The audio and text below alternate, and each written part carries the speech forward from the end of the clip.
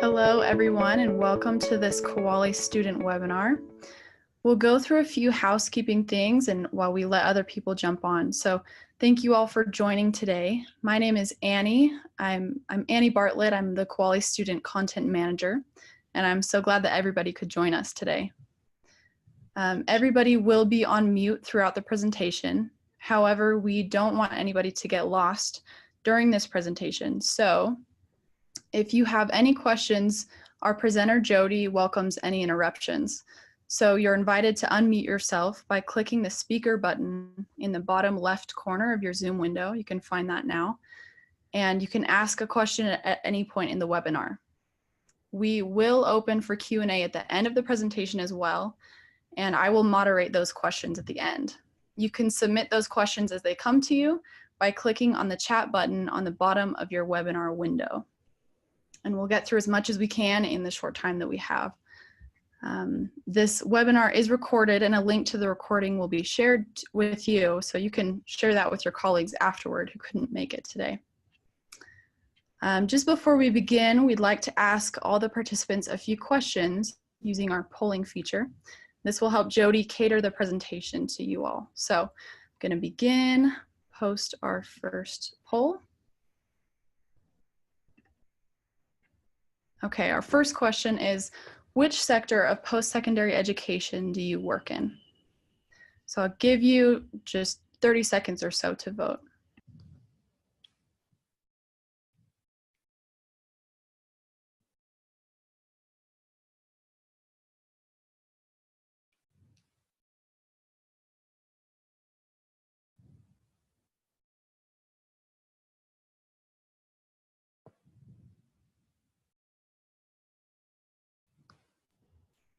Okay, I'll share those results with you. So it looks like the winner was public institution, so that will give Jodi a good idea there. We'll move on to our second question. What stage of CM implementation are you in? And again, I'll give you about 30 seconds to vote here.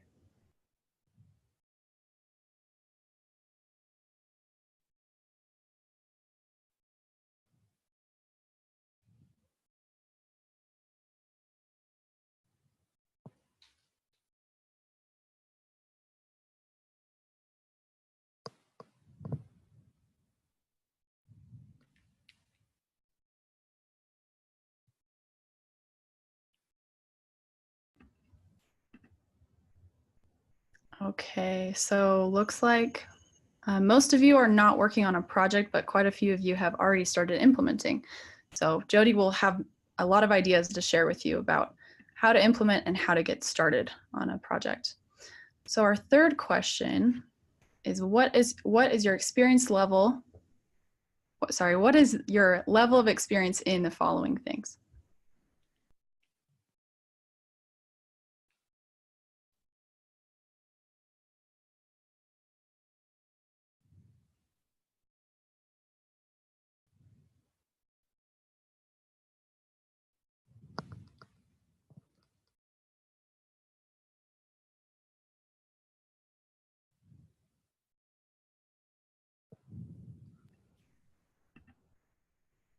Okay, it looks like most of you feel you're at the intermediate level.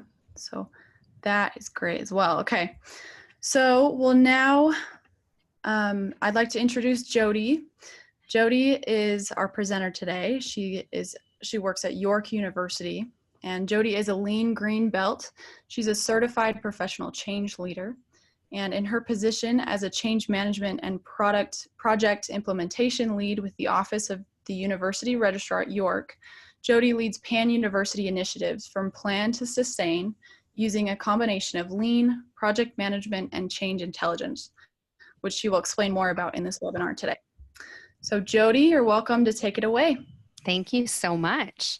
And thank you for having me today. It's an absolute pleasure to talk about change intelligence and CM and what York's been able to do in less than a year using change intelligence. It's pretty exciting.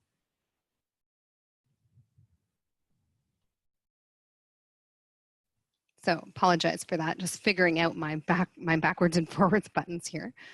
So we're going to talk about change that sticks using change intelligence. I am going to talk about the sort of full suite that York University is using for implementation of curriculum management, but we will focus on change intelligence.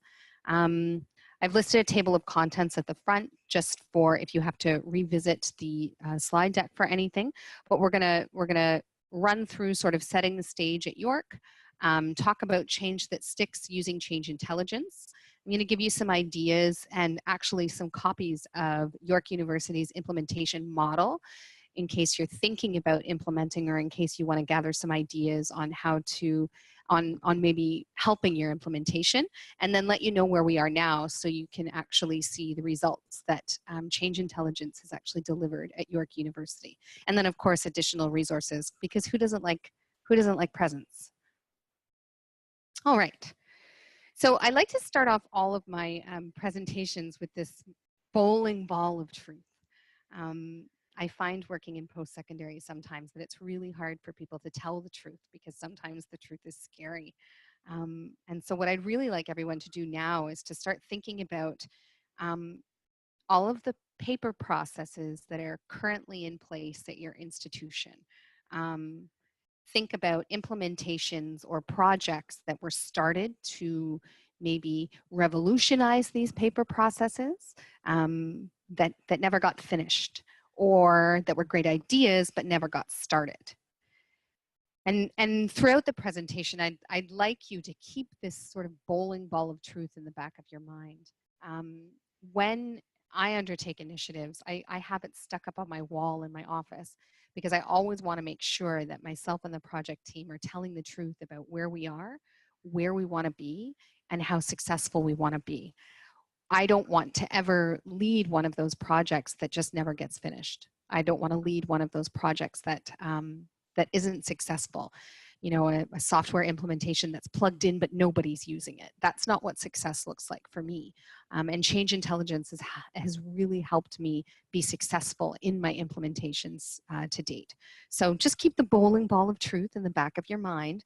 And maybe towards the end we can talk a little bit about how you can use some of the tools that are in this webinar to maybe change what's happening in your landscape.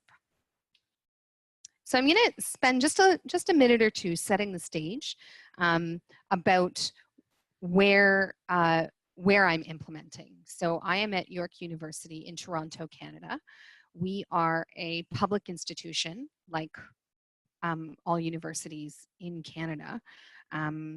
We have 200 plus undergraduate and graduate degree programs, 15,000 courses, 7,000 faculty and staff, 8 recognized employee groups. This is key for me and key to informing our implementation, because by employee groups, I mean unionized and non-unionized staff that have collective agreements that we of course want to observe and abide by when we're implementing any technical solution.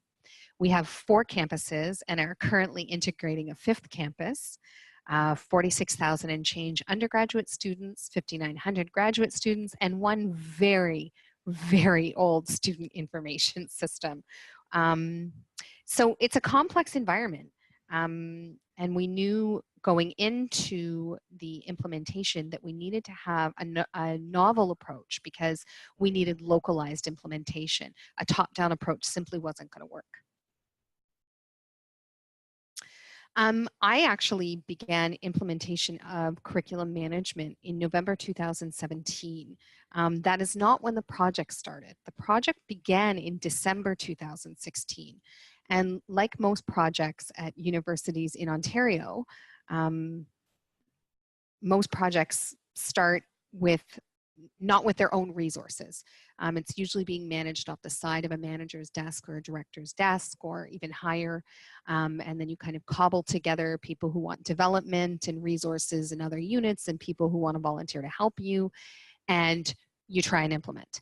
And sometimes it works, but in an institution of this size, it didn't. And there was a recognition early on that they needed to bring in a resource that was strictly for curriculum management, and that's how I was brought in for the project.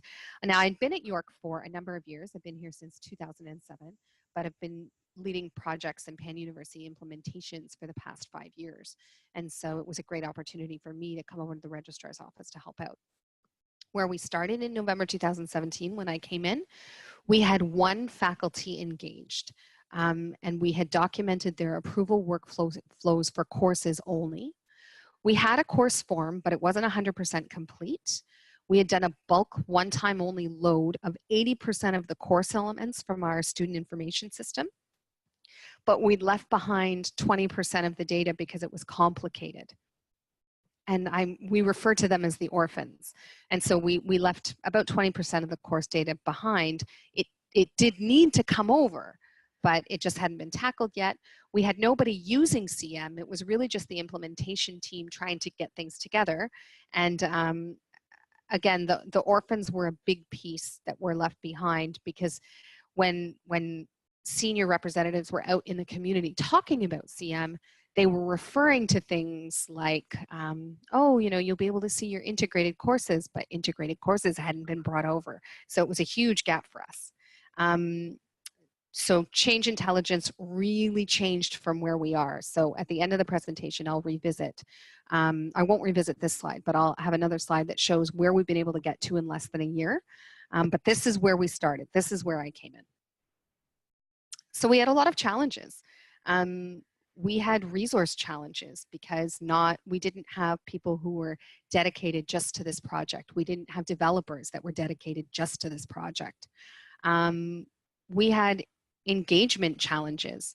We had executive champions on a steering committee that had representation from across the university, but the actual engagement with the faculties and the departments and the programs in those faculties was difficult.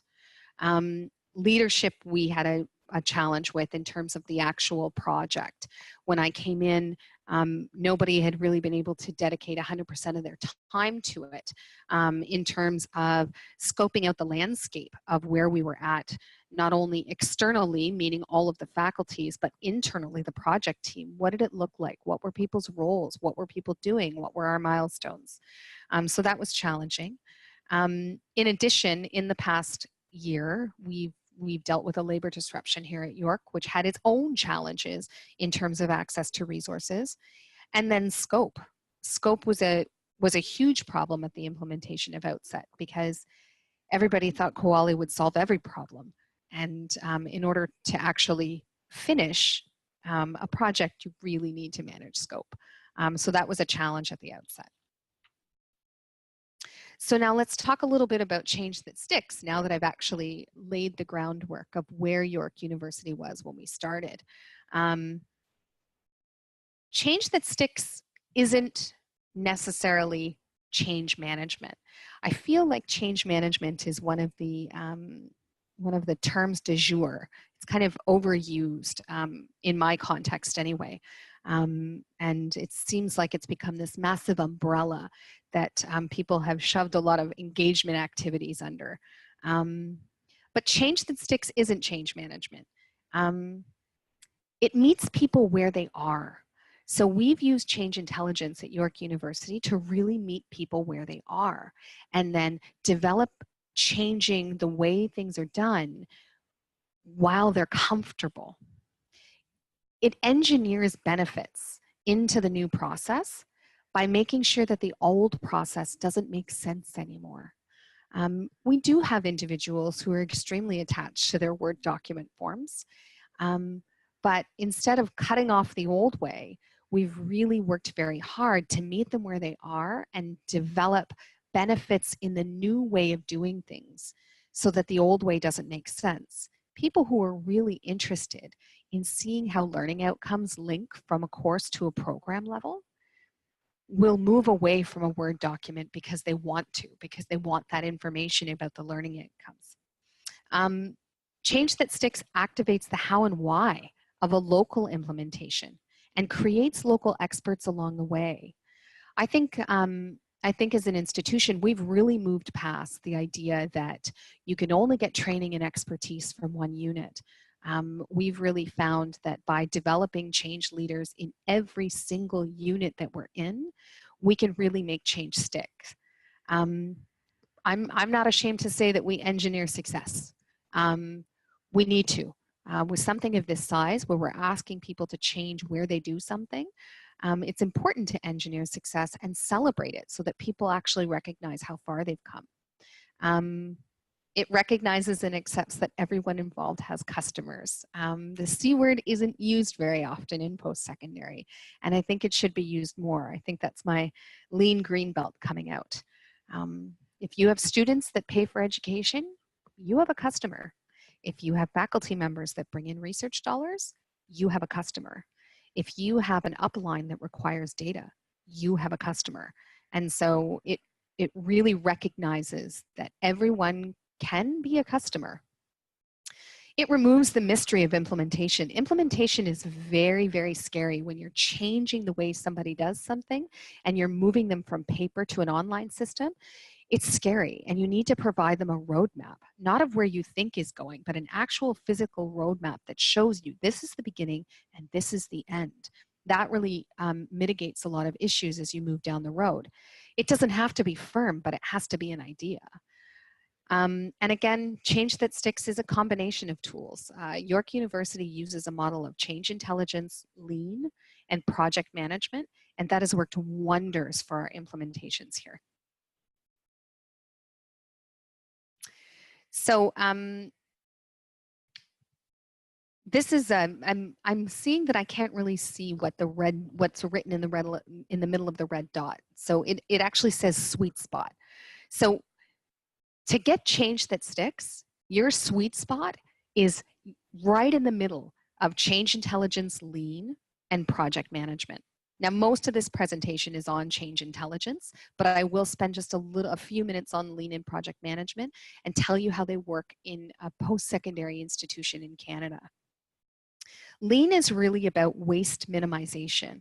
And I know the term waste scares people, but there really is waste everywhere. And waste doesn't necessarily have to be financial resources. Waste can be a person's time. If I can take an individual that's used to pushing paper and I can turn them into a system expert just on the front end, just entering information and being an expert that way, I've changed them from a paper pusher to someone who is more strategic about their work. And that's eliminating waste because I'm not wasting their mental capacity on pushing around paper. Lean is really work from the perspective of the client. And so, you know, you're really trained as a lean expert to think about the voice of the customer. Everything that you do when you're thinking from a lean perspective is about that end result. Who are your customers? What are they depending on you for? And if this action is not getting us to what the customer needs, then why are we doing it? Lean has actually really helped manage scope in terms of the implementation of the curriculum management system at York University, because it's really about the implementation. What do you need? What does your customer need? Who are your customers? And if it doesn't have anything to do with it, that's the end of our scope and we're not involved. We're very interested in making sure that experiential education is captured in our course forms and in our program form at York. We are focused on growing those. We're focused on tracking those. But that's where my scope ends because that's all the clients have asked for. And so in terms of decision trees or anything else that might have anything to do with experiential education, we're not getting involved because we're focused in on our implementation. So that's a good thing to remember about lean. Remove everything that doesn't get you to your end product. And project management, I mean, I know that my upline is really happy about project management because it controls your resources and your finances. But really for me, project management has been helpful in implementing CM at York because it really creates the vision and accountability of where we're going. People know what their milestones are. They know what their, my upline knows what their toll gates are and what decisions are coming down the pipe. They have a visual of how long it's going to take. Now, these things can change, absolutely, but my project team can come into a meeting and know that they're meeting at this day and time for the next year, and they're expected to deliver on these pieces every single week. So project management has been hugely helpful. And change intelligence, we're going to jump into right now because that's the bulk of this presentation.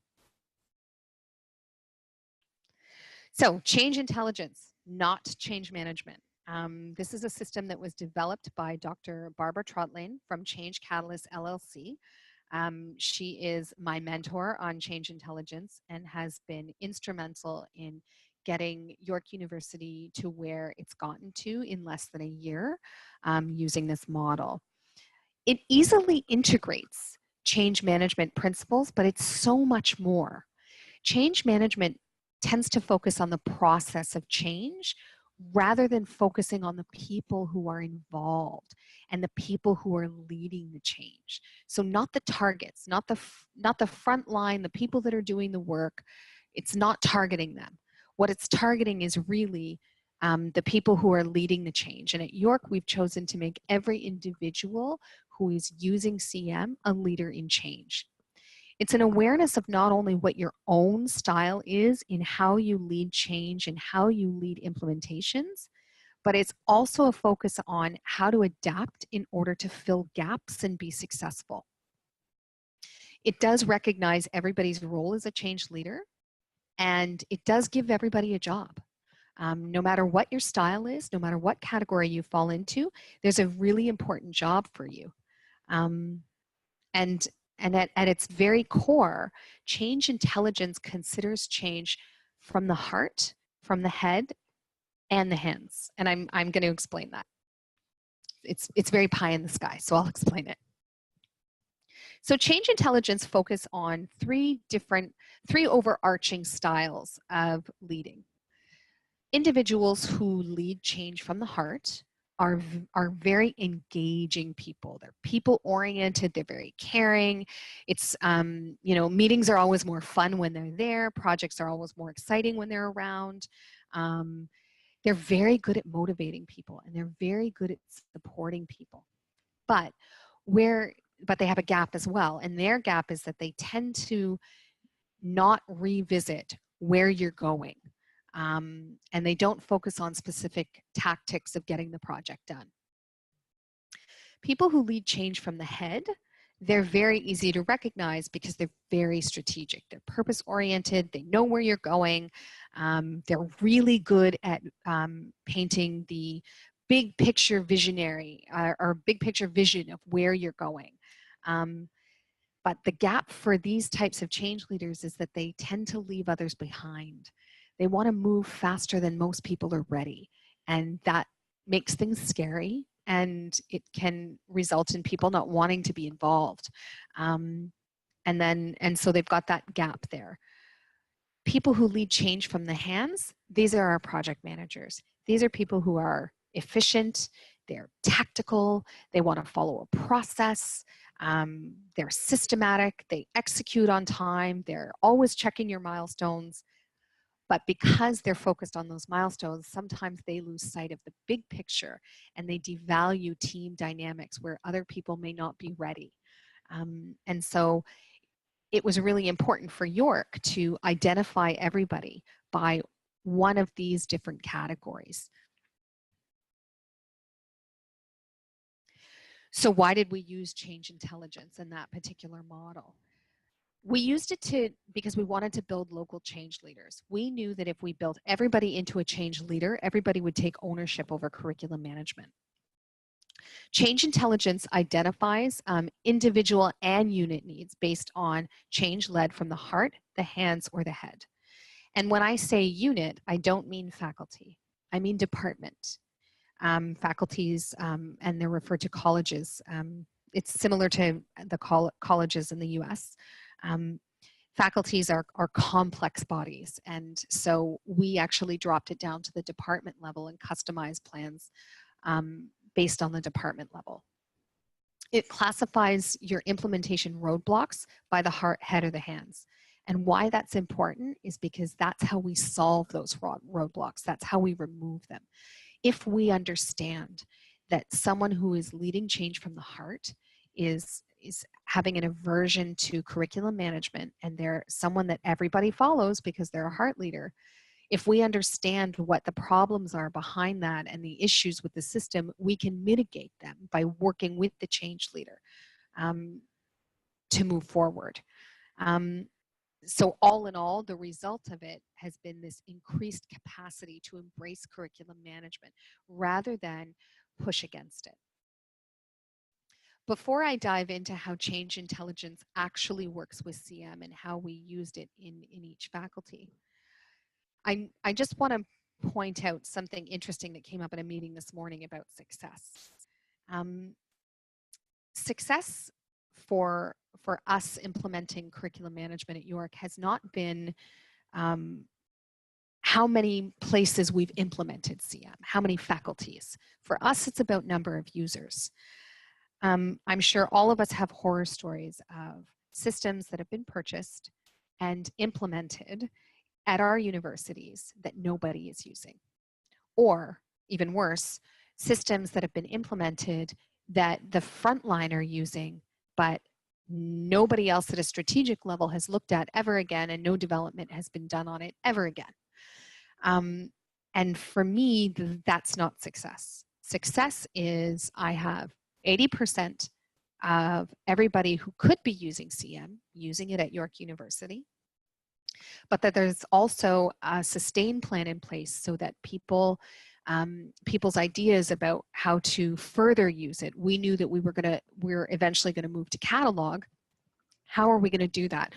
Eye on the prize, and what resources are we going to have in place to move that piece forward once CM is implemented? How do we move to catalog? And so for me, success is those two key pieces. And change intelligence, as I'm just about to jump into, has been key in building those local leaders. So change intelligence, specifically with curriculum management, what we found at a local level is we found that our change leaders were those who led by the heart were very concerned with how the people would be affected by curriculum management, how they would learn, who would support them, what are the training resources, will their jobs be impacted, is anyone going to lose their job if we start using CM, is there opportunity to learn, is there opportunity to grow. So this is what our heart leaders were saying. And the strength in that reaction to curriculum management was that we could leverage these heart leaders to motivate others to participate in the implementation of curriculum management.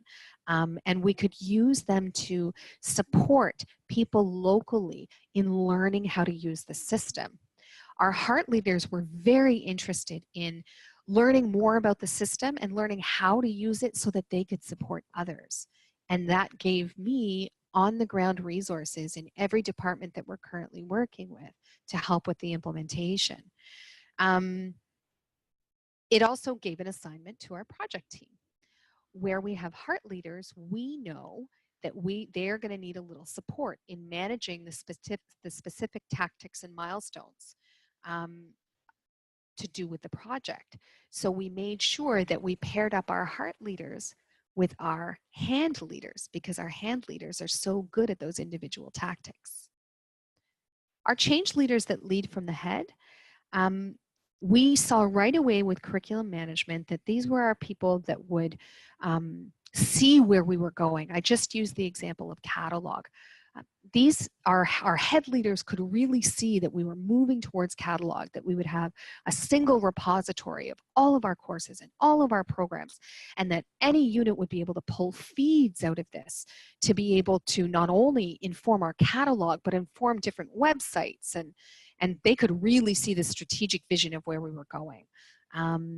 They were really great in inspiring others to believe in where we could be, not only for benefits for internally with how we work administratively in the registrar's office, but what kind of supports it would be to students, what kinds of supports it would be to our students with exceptional circumstances. I mean, we're actually, we've got our accessibility unit very interested in looking at programs. If they can search by learning outcomes, I mean, if they can search by program learning outcomes, they can identify roadblocks at the beginning of a program. I mean, that's student service, you know, 101 right there. And so we knew that our head leaders would be able to do that, and we can see that they're actually doing that in terms of seeing where we're going. They've kept everybody inspired, everybody focused on the end goal. This is where we're moving to. But we also know that those head leaders, because they get stuck sometimes in where we're going, that they move faster than our heart or our hand leaders are willing to go. And so what we did was we paired every head leader up with a heart leader to really sort of neutralize that and keep them focused on the people aspect as well, and moving along at a pace that includes everybody. For our leaders that lead change from the hands, these are our project managers, I've said it before, that are amazing at following up on milestones and keeping on top of not only the process for how we're implementing, but also keeping documentation updated. They're super efficient, they're tactical, they're concerned with following steps, which has actually allowed us to create an actual process for implementation for CM at a university. I mean, we've created it.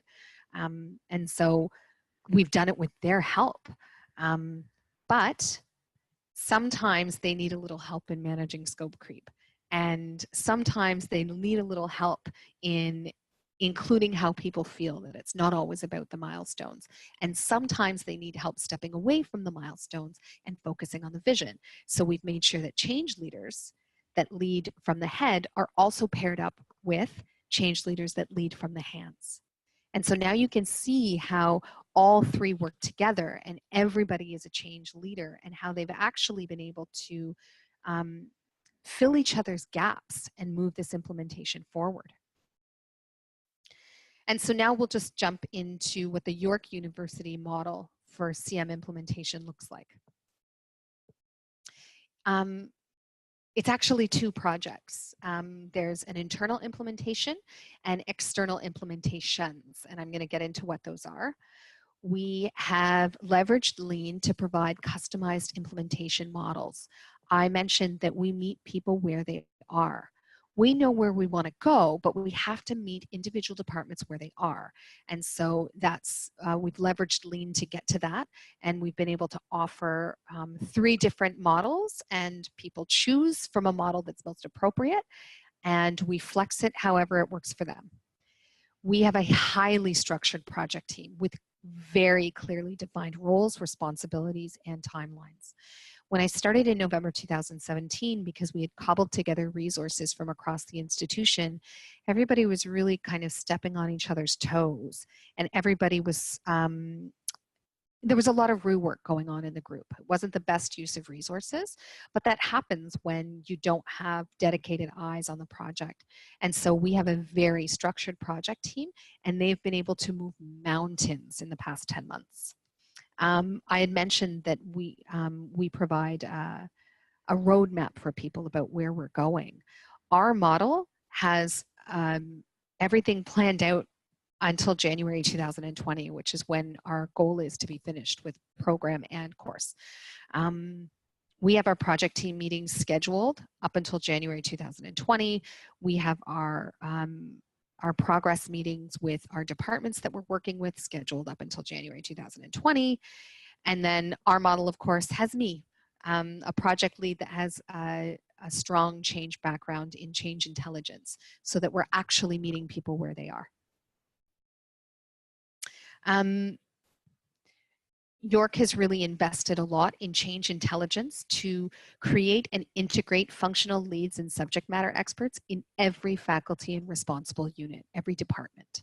I think it's important that, again, we don't subscribe to an antiquated model of only one unit knows how to do it. Everybody has to know, and while CM has these amazing role functionality where we can limit people's roles, people still need to be experts on the front end and on the actual use of the tool, and we've opened that opportunity up to every unit. We have heart, hand, and head leaders on each local implementation team, as well as our project team.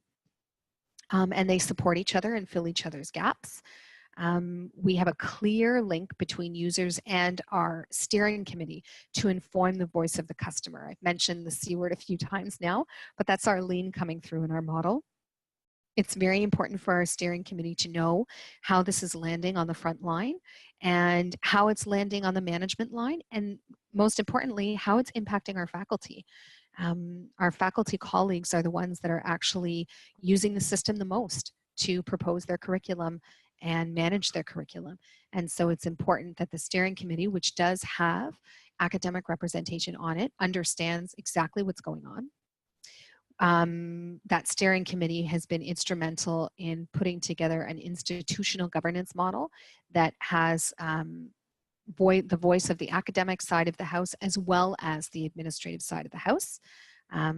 Because we are a Canadian institution, we have a bicameral governance system. Scope management has been key to our model, and full integration has been key to our model. We didn't purchase CM with the idea that it was going to be standalone. And even though we have an aging student information system, we are probably a few years out yet from replacing that. And for me, as an implementation lead, if it's anything more than a year, we're going to integrate, especially with an API that's as easy to use as Koali's. So we've done a full integration with our student information system, and we're currently exploring what other systems.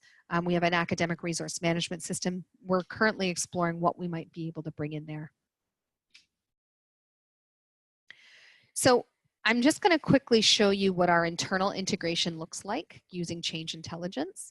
I'm not going to run through every point, but I'm sure the slide deck will be made available to you. Every project at York University follows 4 stages: plan, analyze, implement, and sustain. Sustain actually usually starts the same time as plan.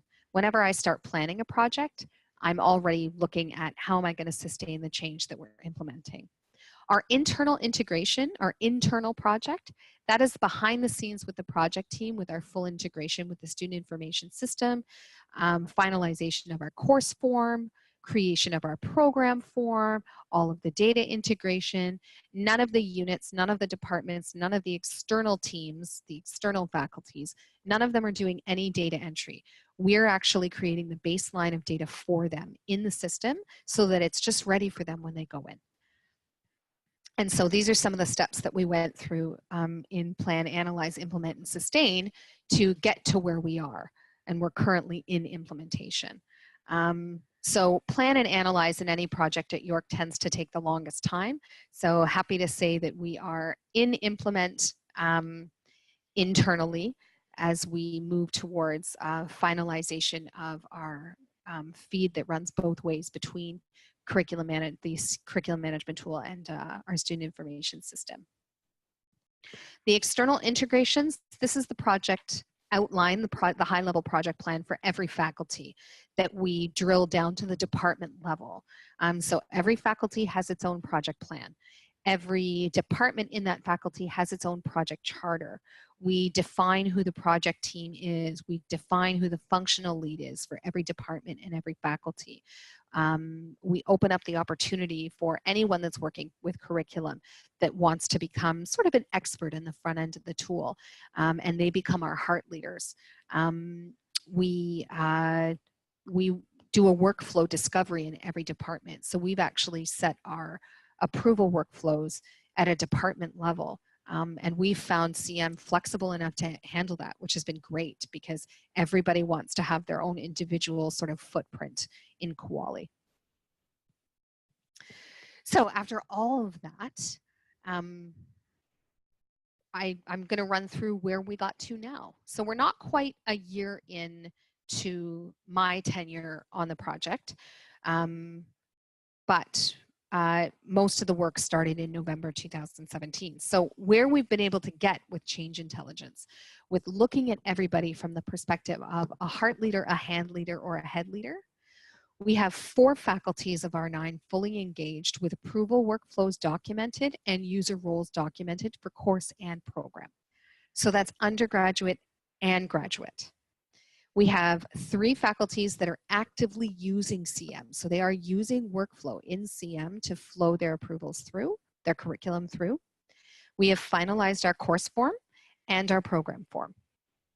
We have done a bulk load of all course elements from the student information system, and we've also integrated all of our orphan data. So there are no more orphans, I am proud to say. We've done a full integration with the student information system. That's with our course repository and our course offering system, and it's running both ways now. So what we've actually been able to do is, for the 3 faculties that are actively using CM, we've been able to move them from using the course offering system in our student information system.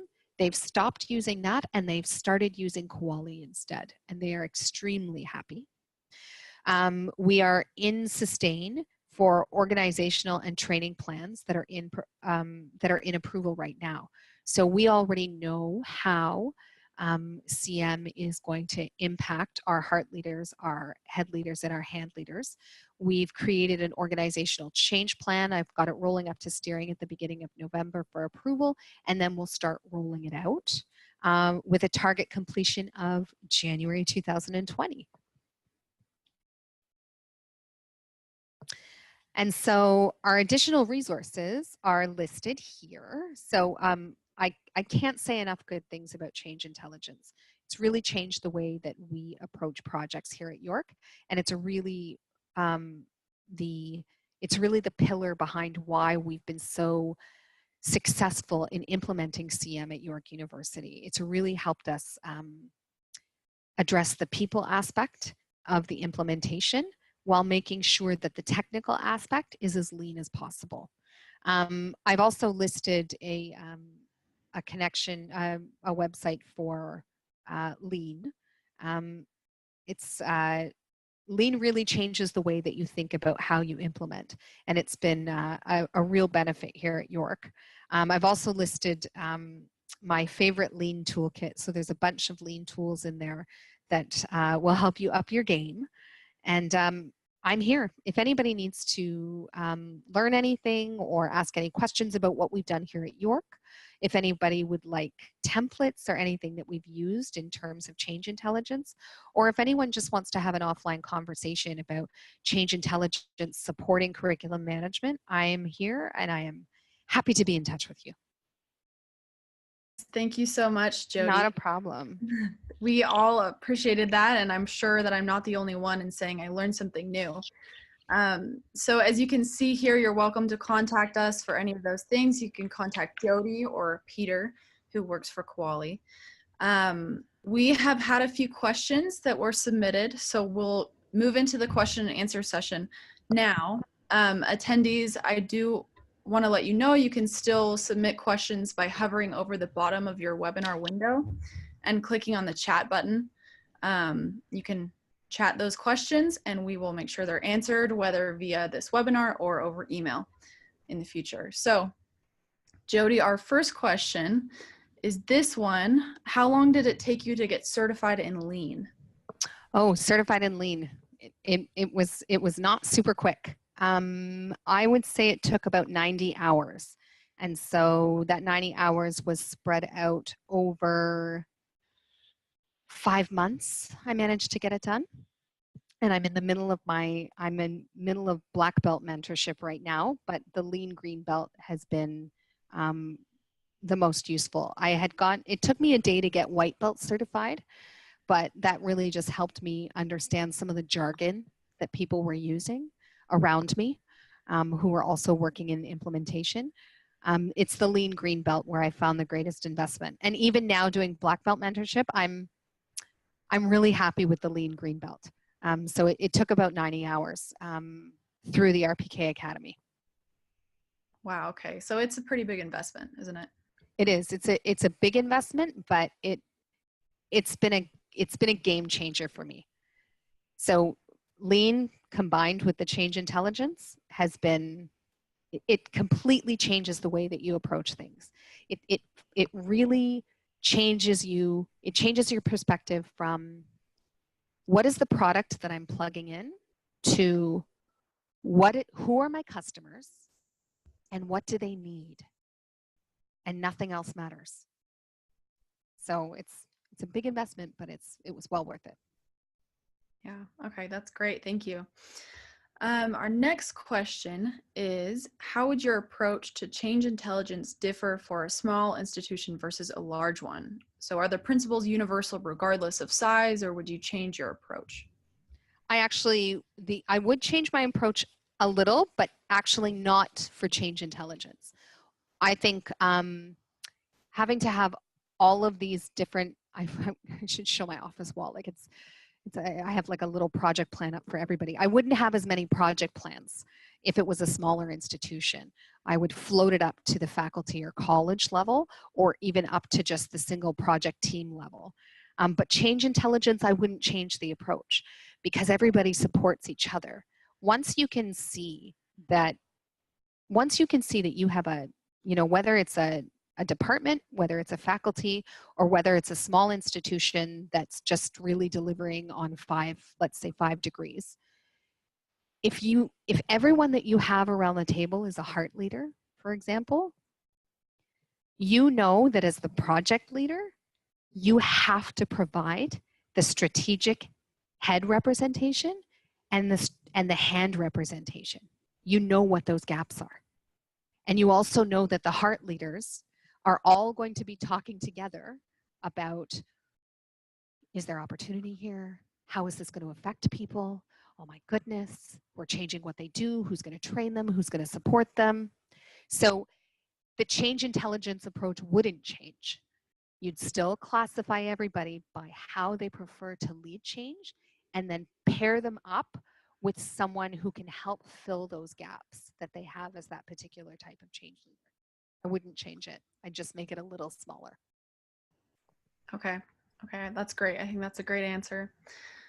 Our next question is a little bit different. It's, how much do you rely on training materials from the software provider versus creating your own? Is there a best practice, or is it kind of a case-by-case situation? That's a great question. So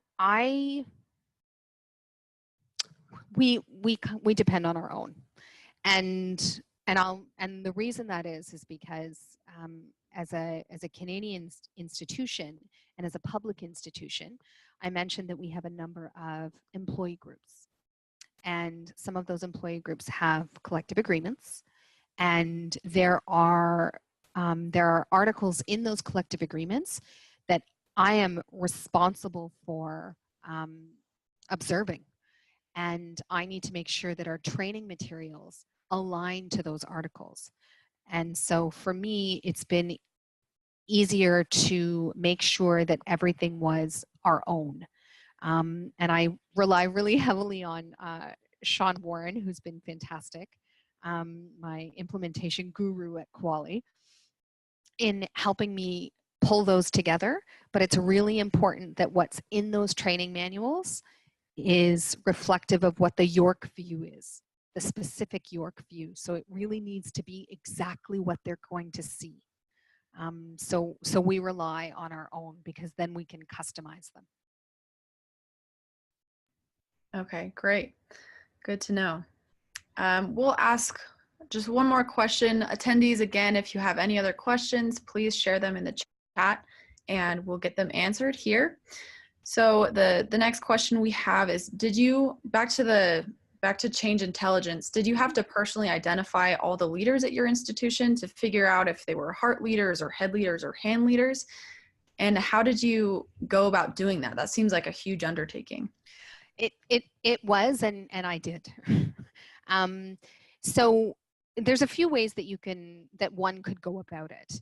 And due to the resource constraint at York, I wasn't able to go about it the way that I wanted to. Ideally, what I would have done is I would have been able to take the leaders, the functional leaders of every project, et cetera, and have them fill out the questionnaire. There's literally a questionnaire.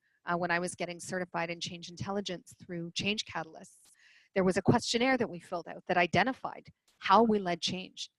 But not everybody's willing to do that. And when you're staring down an implementation of this size, it scares people to have to fill something out. Like, now I'm being tested on something.